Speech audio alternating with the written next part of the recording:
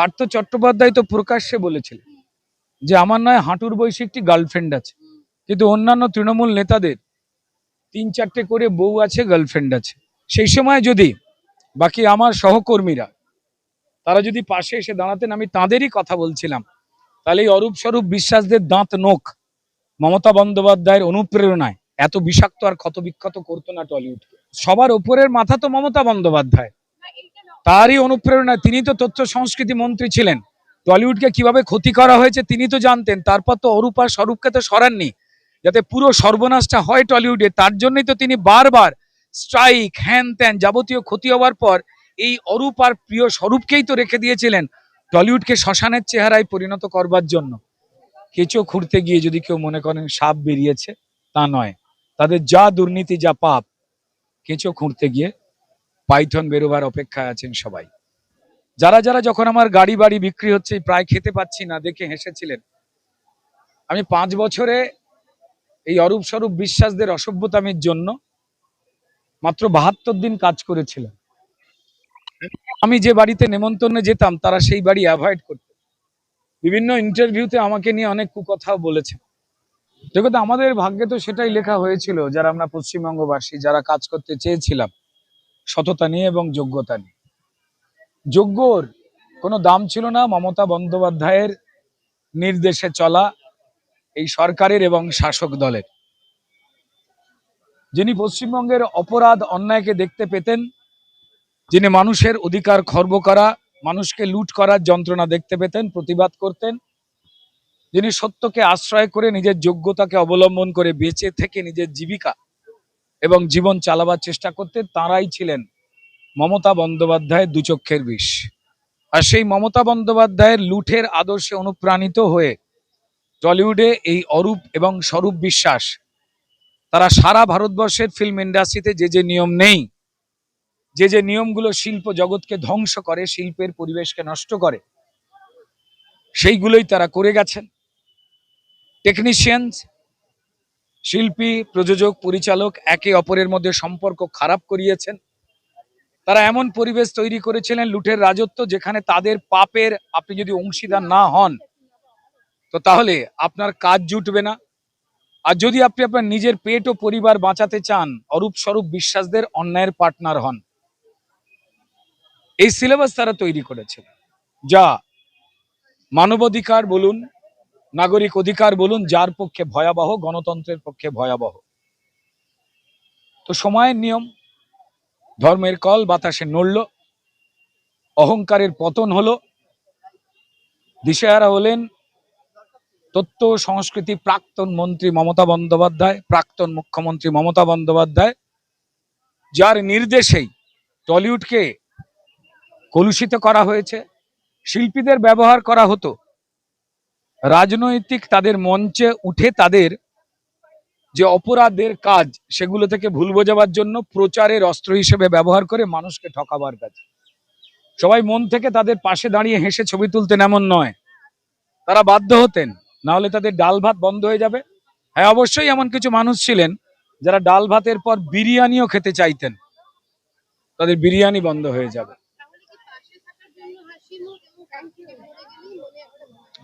দেখুন, অধিকাংশ মানুষ তো খারাপ হন না, কেউ কেউ খারাপ হন, অধিকাংশ মানুষই খারাপ হন না। টেকনিশিয়ান, আর্টিস্ট, যোগ্য পরিচালক, জাতীয় পুরস্কার পাওয়া পরিচালক, প্রযোজক, তাদের কি অরূপ স্বরূপ বিশ্বাসের যে জাঁতা কল সেখানে পায়ে মাথা ঠেকাতে হয়েছে, নাহলে তারা সিনেমা বানাতে পারবেন না, কাজ করতে পারবেন না, কাজ পাবেন না। তারা অন্যায় করেছেন মানুষের সঙ্গে। যিনি অভিযোগকারিনী তার শুধু একটা অভিযোগ নয়।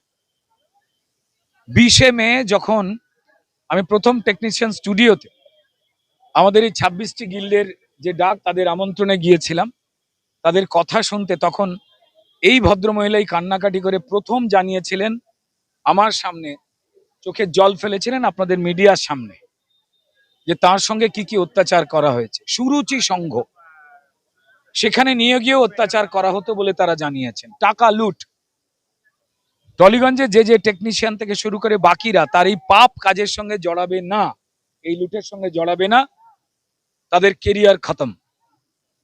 দেখুন, লড়াই তো সবাই মজবুত ভাবে করতে পারেন না। পেট আছে, পরিবার আছে।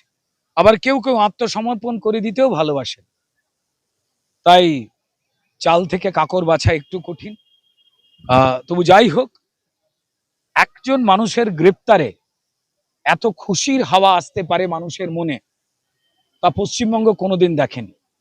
এই মুহূর্তে টলিউড একটা ফুরফুরে নিঃশ্বাস নিচ্ছে, যেমন কোনো উন্মুক্ত ভ্যালিতে মানুষ বিশুদ্ধ অক্সিজেন নিয়ে দুহাত মেলে চোখ বুজে বন্ধ করে সুখ নেয়। আজ টলিউডের প্রত্যেকটি মানুষ, প্রযোজক, পরিচালক, টেকনিশিয়ান, শিল্পী, তারা সেই স্বস্তির নিঃশ্বাস নিচ্ছেন। তবে হ্যাঁ, কেঁচো খুঁড়তে গিয়ে যদি কেউ মনে করেন সাপ বেরিয়েছে, তা নয়। তাদের যা দুর্নীতি, যা পাপ, কেঁচো খুঁড়তে গিয়ে পাইথন বেরোবার অপেক্ষায় আছেন সবাই।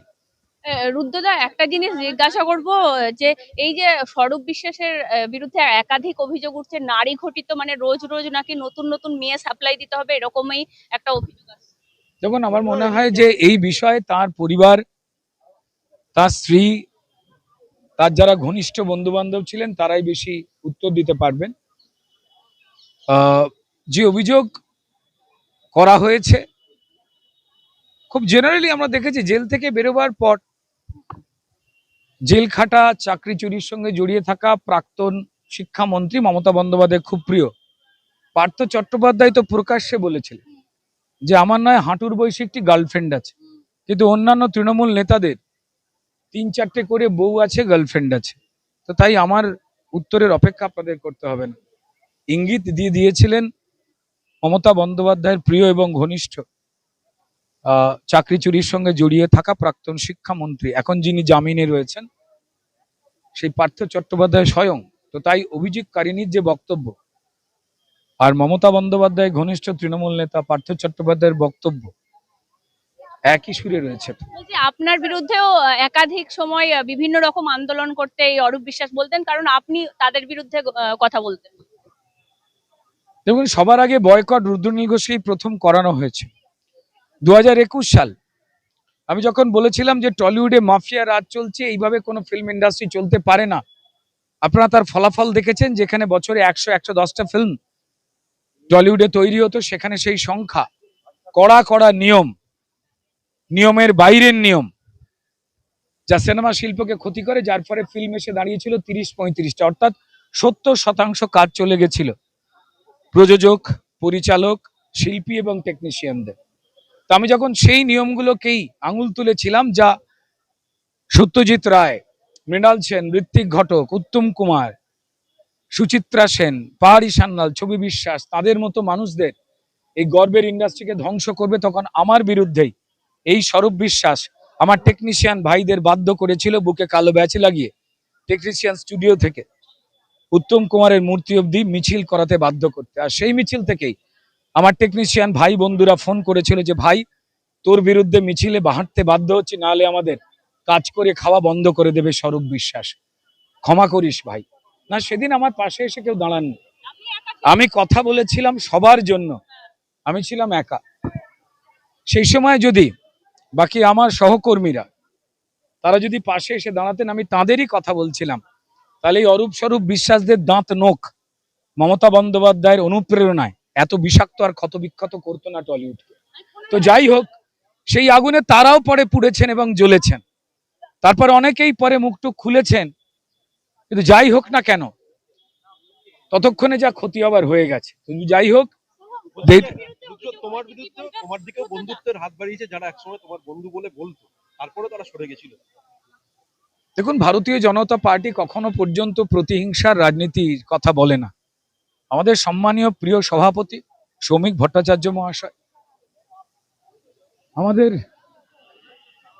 প্রিয় মুখ্যমন্ত্রী শুভেন্দু অধিকারী মহাশয়, কনস্ট্যান্ট তারা বার্তা দিয়েছেন যে ভয় আউট, ভরসাহীন, যারা যোগ্য তারা কাজ করবেন। তো ফলত যারা যারা যখন আমার গাড়ি বাড়ি বিক্রি হচ্ছে, প্রায় খেতে পাচ্ছি না দেখে হেসেছিলেন, আমি 5 বছরে এই অরূপ স্বরূপ বিশ্বাসদের অসভ্যতামির জন্য মাত্র 72 দিন কাজ করেছিলাম। আমি যে বাড়িতে নেমন্তন্নে যেতাম, তারা সেই বাড়ি অ্যাভয়েড করত। বিভিন্ন ইন্টারভিউতে আমাকে নিয়ে অনেক কুকথাও বলেছে।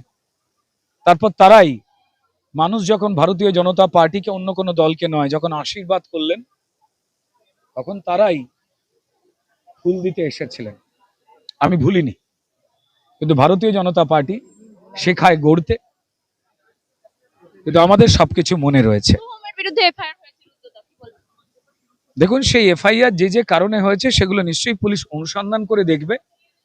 যদি কেউ সত্যিকারেরই অন্যায় করে থাকেন, আমি হই, আপনি হন, বা আমাদের কথা যা শুনছেন, নতুন সরকার যে স্পষ্ট দৃষ্টিভঙ্গি এনেছেন যে নাগরিক অধিকার কখনো ক্ষুণ্ণ হবে না, আইনের শাসন এবার চলবে, পুলিশ এবার মানুষের অধিকার রক্ষা করতে আইন মেনে কাজ করবে। যিনি দোষী হবেন তাদেরকে আইনের নির্দেশ অনুযায়ী শাস্তি পেতেই হবে।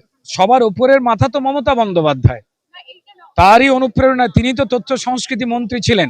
টলিউডকে কিভাবে ক্ষতি করা হয়েছে তিনি তো জানতেন। তারপর তো অরূপ আর স্বরূপকে তো সরাননি, যাতে পুরো সর্বনাশটা হয় টলিউডে। তার জন্যই তো তিনি বারবার স্ট্রাইক, হ্যান ত্যান যাবতীয় ক্ষতি হওয়ার পর এই অরূপ আর প্রিয় স্বরূপকেই তো রেখে দিয়েছিলেন টলিউডকে শ্মশানের চেহারায় পরিণত করবার জন্য, যেখানে মানুষের অধিকার খর্ব করা হয়েছে, শিল্পীদের মান সম্মান নষ্ট করা হয়েছে। আজ অনিক দত্তের সিনেমা এতদিন পর রিলিজ করছে নন্দনে নতুন সরকার। এটাই সম্মানীয় মুখ্যমন্ত্রীকে ধন্যবাদ জানাই যে অনিক দত্তকে অপমানিত করা হয়েছিল, ঢুকতে দেওয়া হয়নি। আজ তার সিনেমা, দুটি বিখ্যাত চর্চিত সিনেমা অপরাজিত এবং ভবিষ্যতের ভূত, তার দাপটের সঙ্গে এই নতুন সরকার মানুষের দেখবার জন্য যা মানুষ চাইতেন এবং অগণিত আমাদের শিল্প জগতের মানুষ যা দেখতে চেয়েছিলেন তার বন্দোবস্ত হলো। আপনি করলেন রুদ্রদা এটা দায়িত্ব নিয়ে। আমি সম্মানীয় মুখ্যমন্ত্রী শুভেন্দু অধিকারী এবং আমাদের সরকারের বার্তাবহ আর কেউ নয়। আমাদের কাজ, যা নির্দেশ সম্মানীয় মুখ্যমন্ত্রী দিচ্ছেন তার পালন করা, তার বাইরে আমরা কেউ কিচ্ছু নয়। মানে উনি বেঁচে থাকলে দেখে গেলে আরো খুশি হতেন। নিশ্চয়ই তিনি দেখছেন। আমি যতদূর জানতে পেরেছি তার পরিবারও আসবেন। সেই পরিবার যথেষ্ট কষ্ট পেয়েছিলেন। অনিকদার মেয়ে যখন কলকাতায় পা দিয়েছিল বাবার এই মর্মান্তিক ঘটনার পর, আমার হাত চেপে বলেছিল যে রুদ্রদা, আমরা বিস্কুটের বিজ্ঞাপন করেছিলাম, তখন অনেক ছোট, অনিকদার কাছে আমি কাজ শিখছি বা কাজ করছি, তুমি আমার বাবাকে জানো। আমি সত্যি অনিকদাকে জানতাম, আর আমি সত্যি রাইকেও জানতাম। আজ অনেকের কাছে আমাদের খুশিতে যেমন চোখের জল চলে আসে, সেই বিজয়ের দিন। আবার ধন্যবাদ মুখ্যমন্ত্রী শুভেন্দু অধিকারীকে, ধন্যবাদ নতুন সরকারকে, মানুষের সরকারকে।